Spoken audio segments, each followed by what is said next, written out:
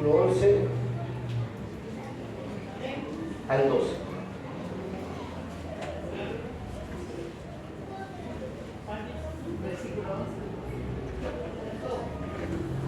Yo me siento porque le doy gracias al Señor porque ha sido bueno, porque hemos podido ver su misericordia sin merecerla todos los días de nuestra vida, porque guarda de nosotros, porque su palabra es fiel sobre nuestra vida y lo que está impreso aquí siempre se va a cumplir. Entonces quiero darle gracias por su cuidado sobre nosotros y por su amor, porque Dios es un Dios de generaciones, es un Dios que dice la Biblia que fue el Dios de Abraham, el de su hijo Isaac y el de su nieto Jacob. Lo mismo se repite, y lo que no se cumplió en Abraham se cumplió en Isaac, y lo que no se cumplió en Isaac se cumplió en Jacob, y lo que no en los hijos de Jacob.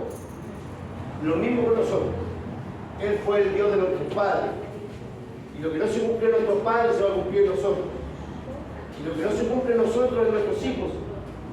Y si no en nuestros nietos. Pero la palabra de Dios es siempre viva y eficaz. Y nos vuelve a él vacía. Sin antes haber hecho lo que dice. Y en eso podemos poner nuestra confianza. Entonces, quiero dar gracias a Dios por su misericordia sobre nosotros. La hermana cuando hablaba, yo pensé que me había tomado el cuaderno. Y dije, oh, la hermana, parece que coordinamos mal. Porque las instrucciones que nos dieron como que se repitieron, dije yo. Pero la palabra es viva. Así que vamos a ponernos en pie, en reverencia, y vamos a leer 2 versículos.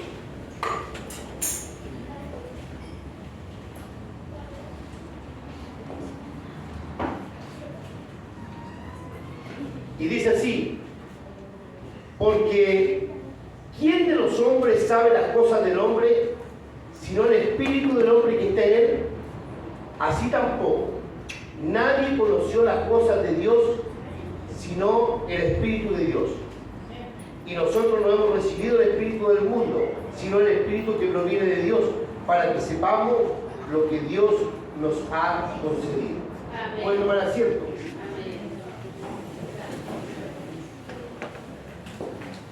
Para nosotros, como dijo la hermana, los de habla hispana, es importante este mes.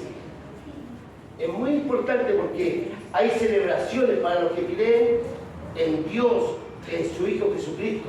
Como dijo la hermana, la Biblia fue traducida, impresa y publicada.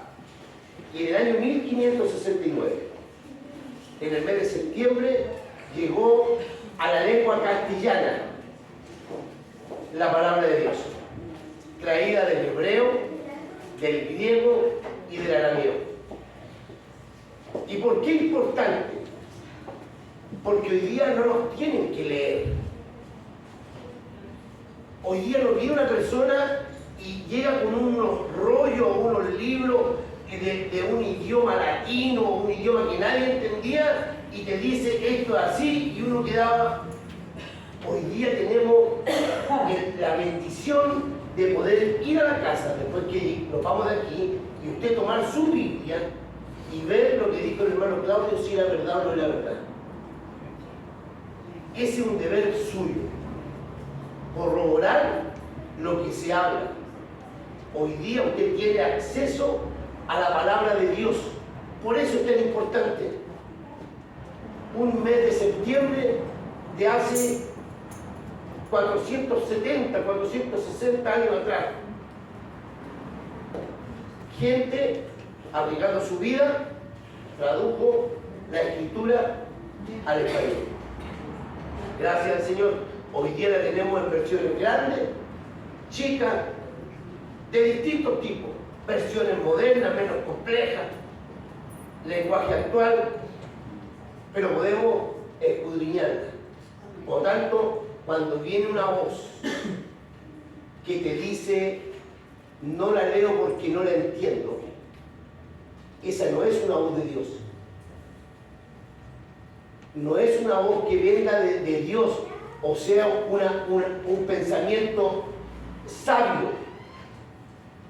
El decir no leo porque no lo entiendo. Debemos darnos el tiempo para escudriñar las Escrituras. Importante, dijimos, porque llega a nuestro idioma el español, ¿cierto?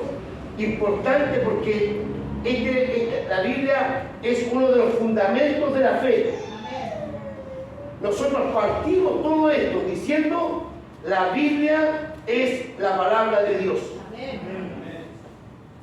Van a haber muchos que van a decir, no, pero la Biblia es la palabra de Dios y es inerrática. Así es como llegó acá, y nosotros creemos que tal cual como está escrito es lo que dijo Dios. Importante, porque el fundamento es donde se empieza a construir. Cuando usted va a construir un edificio, lo primero que hace, pone los fundamentos. Ahí se va a firmar la construcción, ahí se va a amarrar la construcción. Si quedan los fundamentos malos, en la mitad se va a caer. Pero si los fundamentos son sólidos, entonces la construcción va a ser firme y no va a moverse o se va a caer. Aprendemos en la Biblia la voluntad de Dios y nos movemos en la voluntad. En la mañana estábamos en la escuela dominical y aprendimos que Dios se mueve por principios y nosotros por decisiones.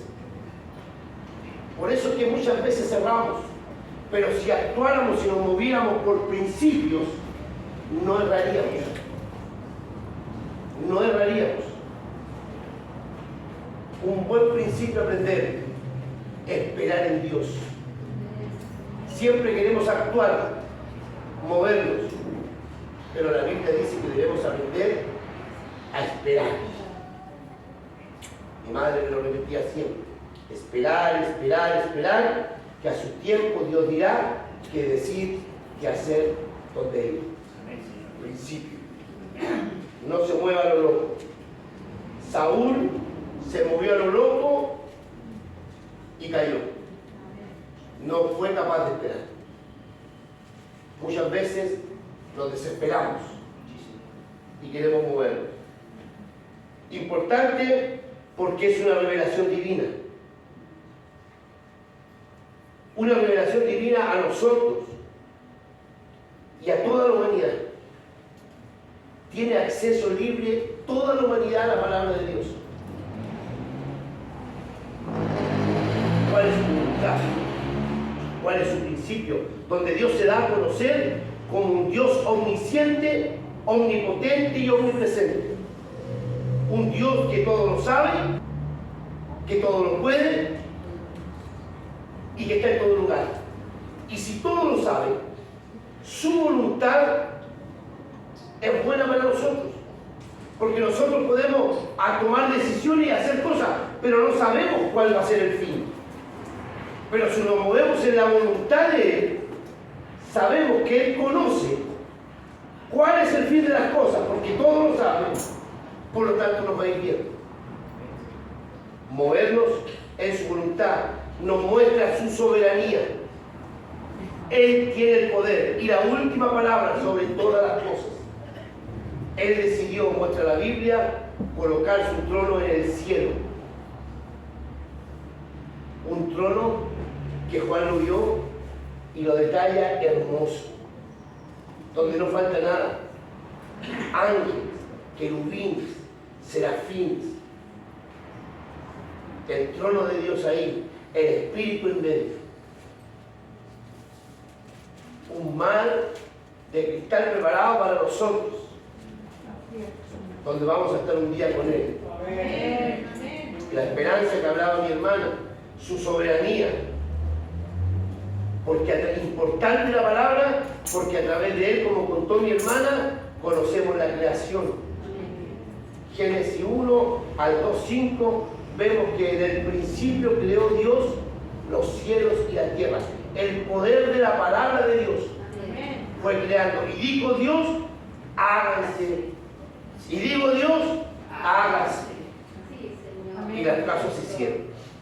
Por el poder de su palabra.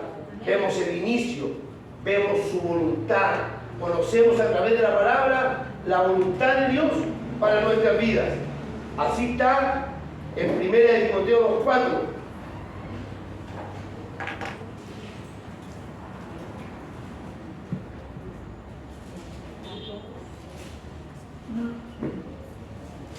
Si alguien más rápido que yo lo hace.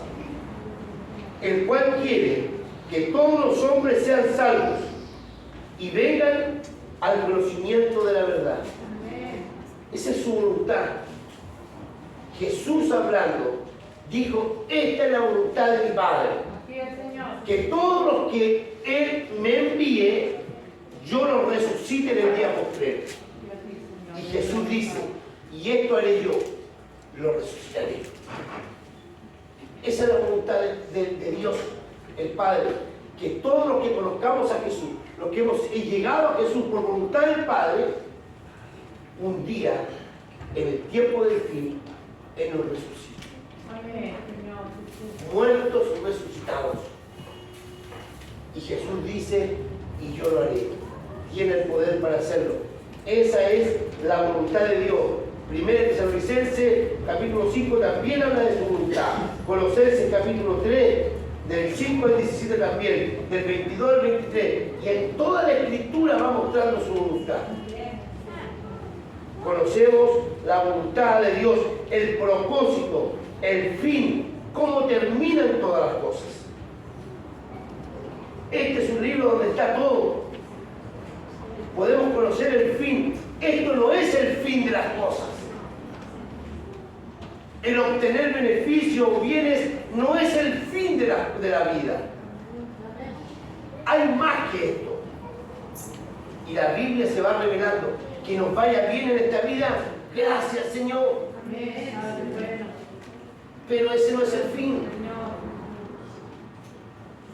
Cuando Dios más te da, es para que tú bendigas más. Eso es. Para poder hacer tesoros en el cielo, tenemos que dar de aquí la tierra. Esto es mirado a través de un espejo. El que quiere ser el primero debe ser el último, debe seguir. El que quiere todo lo que uno quiere obtener, el que quiere ganar su vida debe perderla. Principio, la forma como Dios va hablando, como Dios va moviéndose en medio de nosotros, es importante porque nos revela que la forma de conocer a Dios es a través de Jesucristo. No hay otra forma de conocer a Dios que no sea a través de Jesucristo. Jesús es el camino. Jesús es la verdad. Jesús es la vida. Jesús, los discípulos le preguntaron a Jesús, muéstranos al Padre. Y le dijo, pero si siempre he estado con usted, ¿cómo no me han conocido? Si me conocen a mí, conocen al Padre. Jesús es el camino. Jesús, y ahí podemos conocer que la única forma de conocerlo es a través de Jesucristo, y conocerlo tiene propósitos para nuestra vida, para nuestra salvación y propósitos de santificación. Ese es el propósito, que seamos santos, que podamos vivir en santidad, no como vive el mundo, que podamos vivir en santidad. Importante que la podamos tener porque es la palabra profética más segura que hay. Así dice Primera de Pedro, Segunda de Pedro, capítulo 1, del 19, tenemos también la palabra profética más segura, a la cual hacéis bien el estar atentos como a una antorcha que alumbra el lugar oscuro, hasta que el día esclarezca y el lucero de la mañana salga en vuestros corazones. Entendiendo esto, primero esto, que ninguna profecía de la Escritura es de interpretación privada, porque nunca la profecía fue traída por voluntad humana, sino que los santos, hombres de Dios, hablaron siendo inspirados por el Espíritu Santo. Eso es la palabra profética más segura. Mire, vale la pena decir que la profecía es una palabra que tiene una inspiración divina y predice lo que va a suceder. Esto va a suceder. Una palabra profética, una palabra con inspiración de Dios. ¿Quién conoció las cosas de Dios leídas? Sino solamente el Espíritu de Dios. ¿Quién nos revela? El Espíritu de Dios, el Espíritu Santo. El Espíritu Santo, el Espíritu de Cristo, el Espíritu de Dios. Entonces, tenemos la palabra más segura. No existe ningún escrito religioso, ni de Buda, ni de Mahoma, ni de Confucio, que diga con tanta precisión lo que va a acontecer en el futuro como lo dice la Biblia. No hay ningún libro religioso, ni el Mormón, ni el de los testigos, nada. El único libro que tiene la palabra segura es la Biblia. Han querido desacreditarla, han querido decir que no es cierto, pero la palabra profética nunca ha sido desautorizada. Leí hace poco de un hombre ateo que había dicho que la Biblia no era la palabra de Dios. Y empiezan a nombrarle y dicen, mire, ¿qué palabra es esta? Una palabra, ¿de quién habla aquí? ¿De quién habla aquí? ¿De quién habla aquí? Y al final, todo lo que dice la Biblia se ha ido cumpliendo. Y lo que no, por fe creemos que se va a cumplir pronto. Hay más de 2000 profecías dentro de la Biblia.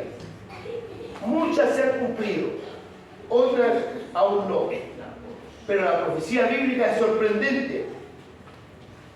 Se profetizó que un hombre se iba a levantar de entre los muertos e iba a volver al cielo y se iba a sentar a la diestra del Padre. Algo inexplicable, pero sucedió. La Biblia lo profetizó y se cumplió. Las profecías bíblicas son específicas. No hay escape. Estas sí o sí se cumplirán. Y el corazón del mensaje profético es Cristo. No somos nosotros los hombres. El corazón del mensaje es Cristo. La verdadera profecía habla de Cristo y de lo que Cristo va a hacer.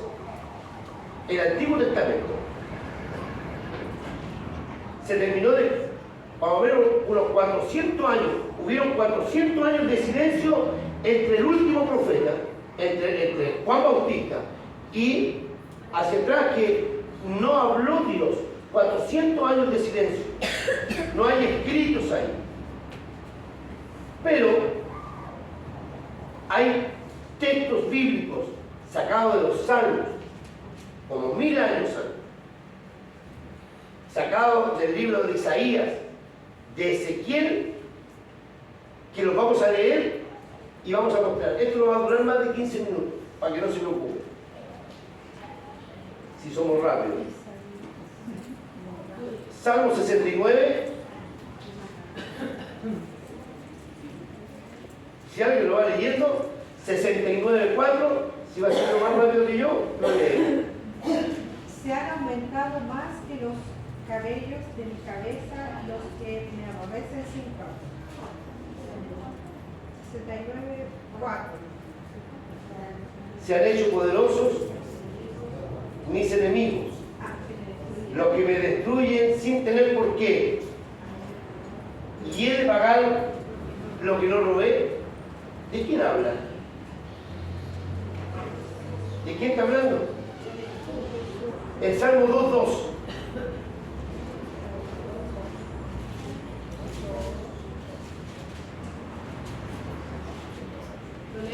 ¿Sí? Se levantarán los reyes de la tierra y príncipes consultarán unidos contra Jehová y contra su ungido diciendo. Amén. El Salmo 41:9.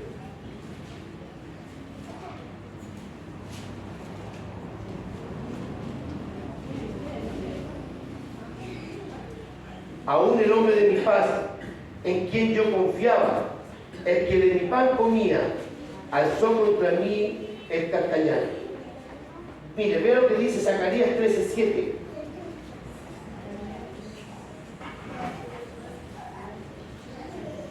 Zacarías 13:7. Levántate, oh espada, contra el pastor y contra el hombre compañero mío, dice Jehová de los ejércitos. Hiere al pastor y serán dispersadas las ovejas, y haré volver mi mano contra los pequeñitos. Amén. Mire, voy a leer hasta aquí nomás, este va a ser el último, hay muchos.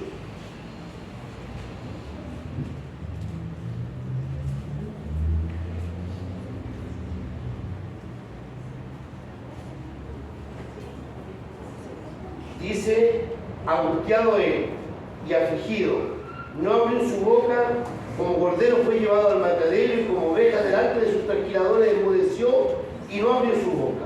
Por cárcel y por juicio fue quitado.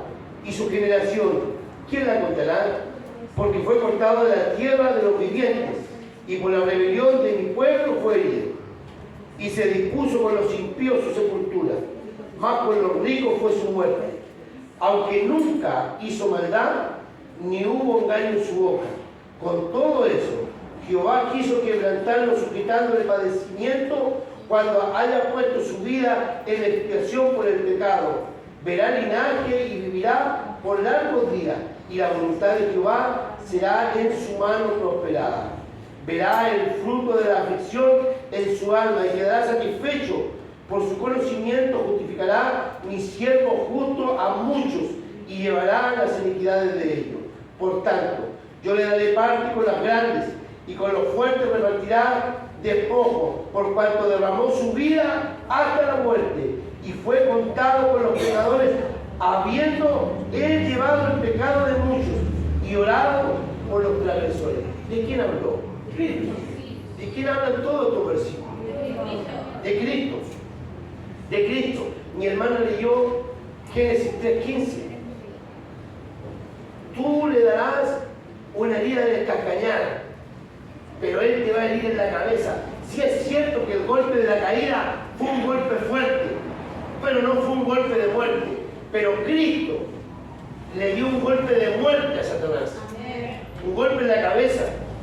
Y el Nuevo Testamento cuenta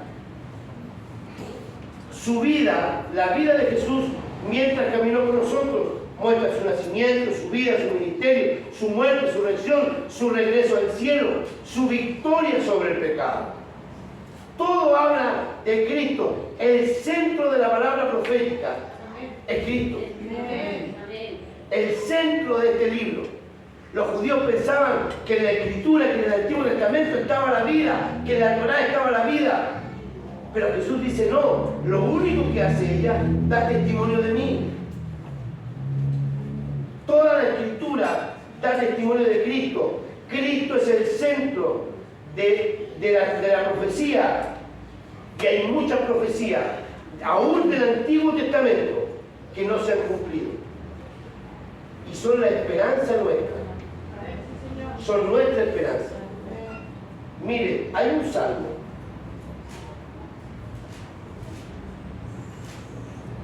El 110, versículo 1, dice: Jehová dijo a mi Señor, hablando el rey David, Jehová dijo a mi Señor, David era el rey, y veía que al que se lo dijo era su Señor.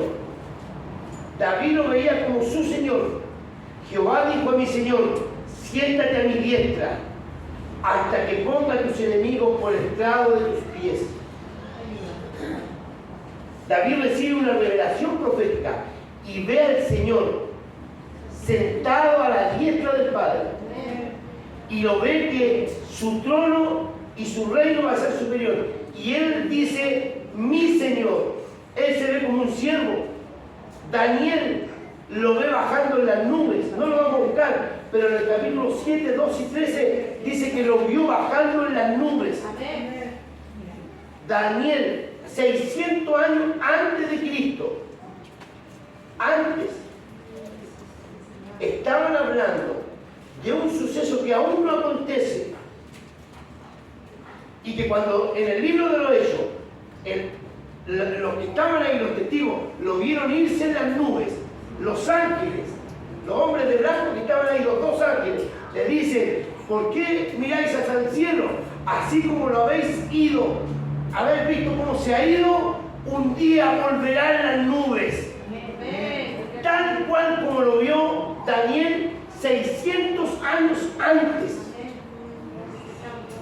Ya lo había profetizado que así volvería.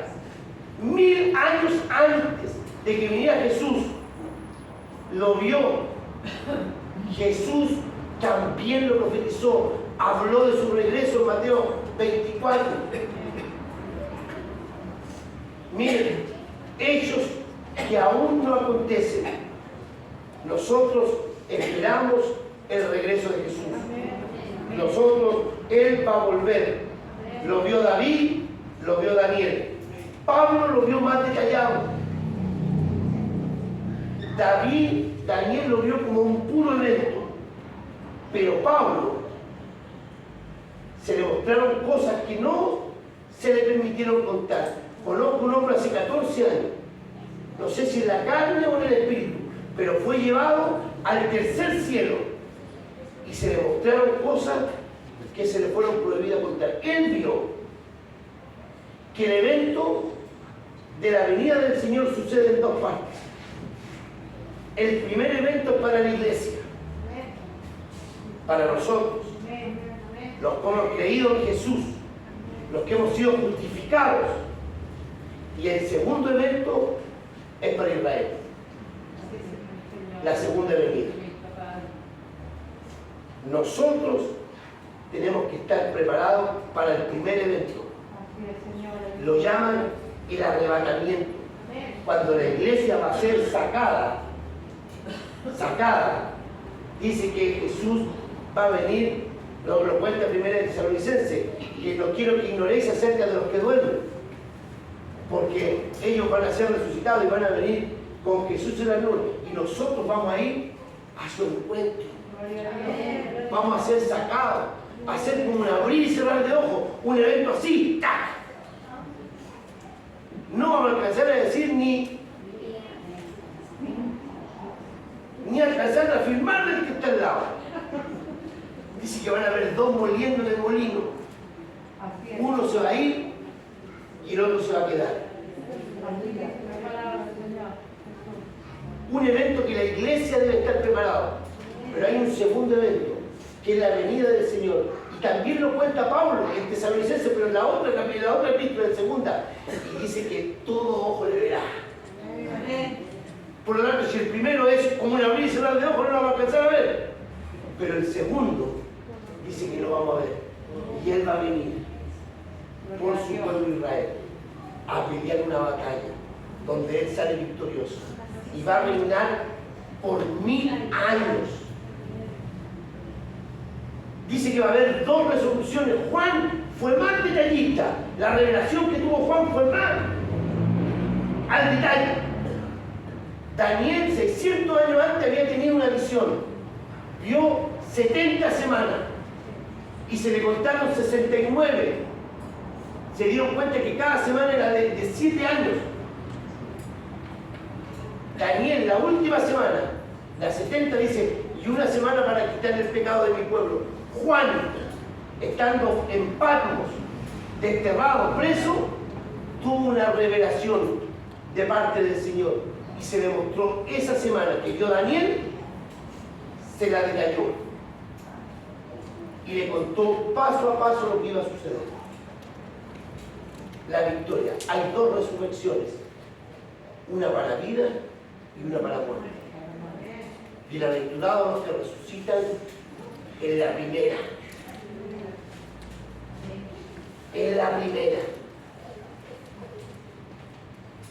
que van para la vida. Entonces, tenemos la palabra profética más segura. Más segura. El asunto es que en este momento conocemos en la revelación que tuvo Juan, vemos que vio tronos, que vio cómo vencía el pecado, la venida, y como contó mi hermana, cómo deja de existir esta tierra. Dice la Biblia que va a reinar por 1000 años, que va a ser rey literal en la tierra Jesús. Literal. El reino de David se va a prolongar por 1000 años. Jesús, el Mesías, el Cristo, va a ser rey. Y después del milenio, la eternidad. Cuenta cómo va a ser encarcelado Satanás, después va a ser suelto de nuevo, y ahí va a ser por siempre destruido. Eso relata la Biblia, la palabra profética más segura. Jesús dijo en Juan 14:3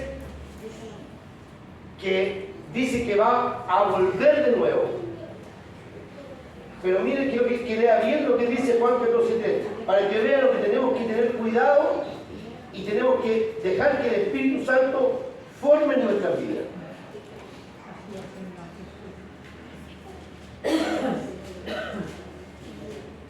Juan 14:3 dice: no se turbe, vamos a leer del 1.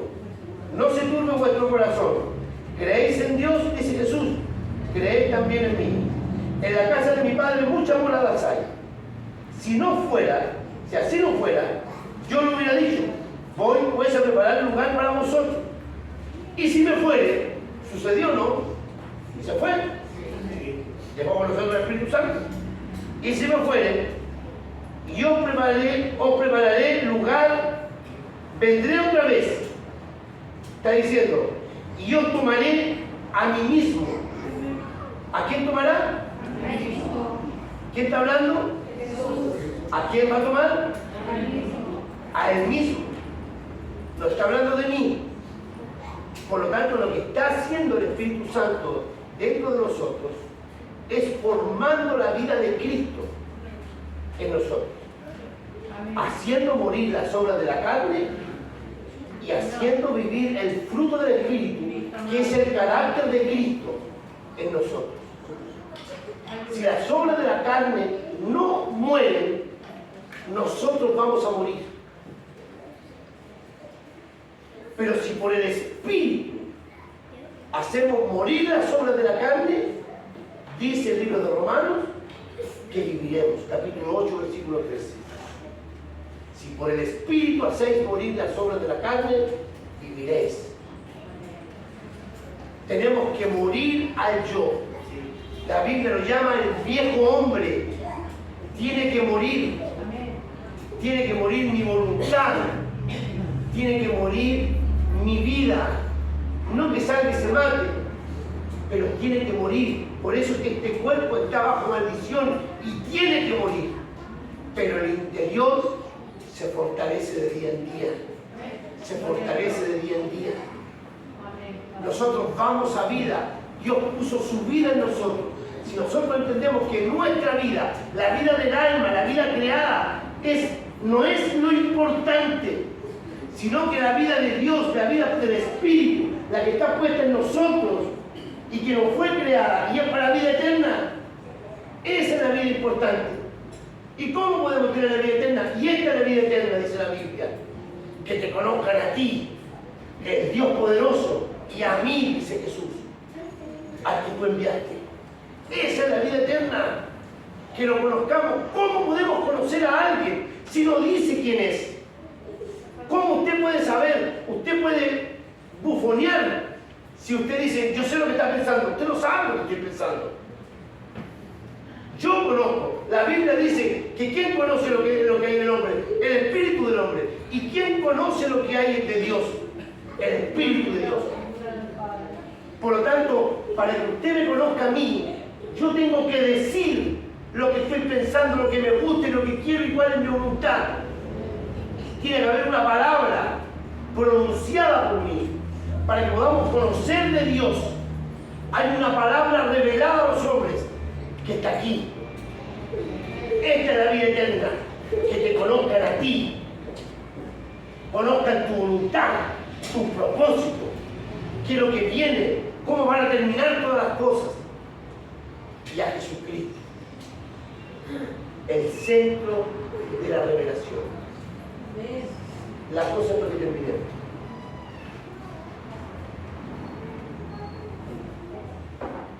Si hay una palabra profética que nos cuenta el fin de las cosas y una palabra revelada que nos dice cuál es la voluntad de Dios para nosotros, ¿qué mueve nuestra vida? ¿Qué nos mantiene expectantes, con los ojos despiertos? Si alguien pudiera decir hoy día te mantiene pila, así. ¿Qué? ¿Te mantiene expectante la palabra profética? El saber que un rato más puede venir el Señor por nosotros. Y no todo el que le diga Señor, Señor se salva. Porque así dice la Escritura. La Escritura dice que no todo el que me diga Señor, Señor entrará en el reino de los cielos, sino solamente los que hacen la voluntad de mi Padre que está en los cielos. Eso van a entrar. No es lo que repiten una oración. No es lo que viene a la iglesia solamente. No deje de venir. Porque la palabra dice que tenemos que congregarnos. ¿Ha buscado la voluntad de Dios en su vida?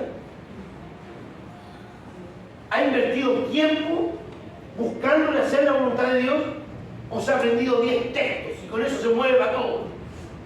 Y lo que le conviene. Creer en Dios es más profundo. Es que el Espíritu Santo pueda formar a Cristo y el Claudio muera. Los deseos del Claudio mueran. Mi voluntad, la forma de hacer las cosas del Claudio mueran. Y empecemos no a vivir por decisiones, lo que yo decido hacer, sino que me empiece a mover por principios. Principios establecidos en la Escritura. Que mueven mi vida. Me mueve el saber que Cristo hoy día puede venir por mí. ¿Y qué me va a sorprender? ¿Verá que Cristo vive en mí? ¿Verá que mi forma de actuar es como Cristo? ¿Verá que el carácter de Cristo se formó? ¿Que el amor de Cristo está en mí? ¿Que la paciencia de Cristo está en mí? ¿Que la paz de Cristo está en mí? ¿Que la bondad de Cristo está en mí? ¿Que soy bueno como Cristo? ¿Que soy benigno? ¿Que tengo templanza? ¿Que puedo controlar los impulsos de la carne? ¿Que soy bondadoso? ¿Que tengo fe en Dios? Y que ya no existe la ira, ni la contienda, ni los pleitos, ni las enemistades, ni una de esas cosas que son de la carne. Mire para el lado. ¿Con quién está peleado? ¿Con quién estamos enemistados? ¿Quién no me cae tan bien? Porque Jesús no era así. Hasta Judas fue bien recibido. Hasta Judas, antes de ir a vender a Jesús, Jesús untó el pan y lo invitó a estar con él y a cenar. ¿Cómo actuamos nosotros? Y si viniera Jesús ahora, o tenemos por tardanza la venida. Sí va a venir, pero todavía no. No creo que venga ahora porque mira cómo está el día. ¿Qué pensamos de Dios? Porque si no se ha formado Cristo en nuestra vida, si Cristo no está formado, es necesario que haga esto. Segundo Timoteo, abrir el fuego del don de Dios que usted no esté. Es necesario que, como dice 1 Tesalonicenses 5:16, ore sin cesar, esté gozoso. Que como dice Efesios 5:18, sea lleno del Espíritu Santo. Que como dice 1 de Pedro 5, que se humille bajo la poderosa mano de Dios. Y como dice Efesios 4:22, no permita que el viejo hombre que existiera en usted antes de nacer de nuevo se levante y empiece a comportar como era antes, sino que mire hacia adentro. Deje de mirar las cosas con los ojos naturales y deje de vivir influenciado por las emociones, sino que empiece a mirar hacia adentro y viva conforme al Espíritu, porque eso es lo que está buscando Dios. Hombres que lo adoren en espíritu y en verdad, no gente emocional. Vamos a ser emocionales, vamos a llorar igual vamos a llorar delante del Señor, pero mirando hacia el Espíritu, no mirando hacia afuera. Pobrecita la señora que entró, mira, qué pobre, no, Señor, ayuda. No, y no nos van a mover las emociones, me va a mover el Espíritu va a ser el que me mueve, el Espíritu va a ser el que me lleve a hacer las cosas en el tiempo correcto. En el tiempo correcto. No si llega alguien necesitado y nos vamos todos del culto. Se supone que dice que está hablando el pastor, que está hablando el Señor, pero todos dejan de escucharlo y se van a ayudar para allá. Terminamos. Yo recuerdo de mi niñez cuando llegaba la gente enferma a la iglesia, mi padre era el pastor y todos esperando, algunos vueltos en frazada. Mi papá predicaba 1:45 facilito, sin repetir ni equivocarse, parejito. Y en ese tiempo todos esperaban el tiempo cuando iban a orar por los enfermos porque iban a alcanzar sanidad. No llegaban y decían, que los enfermos dejemos de predicar, no, todo en un orden, a su tiempo. No nos mueven las emociones, nos mueve el interior. Si no ha movido la vida a nosotros, la palabra profética no ha movido nuestra vida a obedecerla, si no hemos buscado la voluntad de Dios, el vivir bajo la voluntad de Dios, el poder conocer los propósitos, si no sabe qué va a pasar en el futuro. Todas las profecías están cumplidas, las que tienen antes del regreso del Señor. Está todo cumplido. Esperamos solamente su regreso. Aprendan de la higuera cuando vuelva a florecer. Quiere decir que el verano está cerca. Y si sabemos que nuestro Redentor está cerca, dice la Biblia que levantemos nuestras cabezas, porque nuestra salvación está cerca. No se desanime, no pierda las ganas, no pierda el deseo, sino aférrese más a esta esperanza que tenemos, que un día no muy lejano, tal vez sea hoy, aparezca nuestro Salvador y con voz de mando, con trompeta de Dios, pegue un grito y nos llame a su nombre. Yo quiero escuchar mi nombre. Aleluya. ¡Claudio! Aleluya.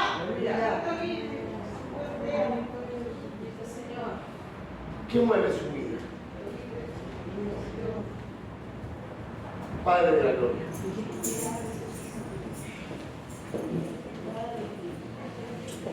Tú eres Dios soberano.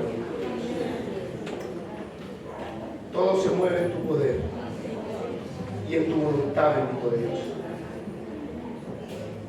Solamente te pedimos que nos ayudes, Dios, a permanecer firmes, a ser fieles, a que tu voluntad se haga y se cumpla en nuestras vidas, a que podamos vivir expectantes de lo que está sucediendo, con nuestros sentidos abiertos, despiertos, velando, orando, esperando tu regreso y anhelando de ti. Gracias porque en un tiempo como este la palabra llegó a nuestro idioma, a nuestra lengua castellana, bendito Dios, y pudimos tener acceso nosotros a leerla y a poder escudriñarla. Danos la sabiduría y la revelación tuya para poder entenderla. Y que nuestra vida, bendito Dios, viva en obediencia a Él. Gracias, Señor, en el nombre de Jesús. Amén. Amén. Que Dios le bendiga. Amén.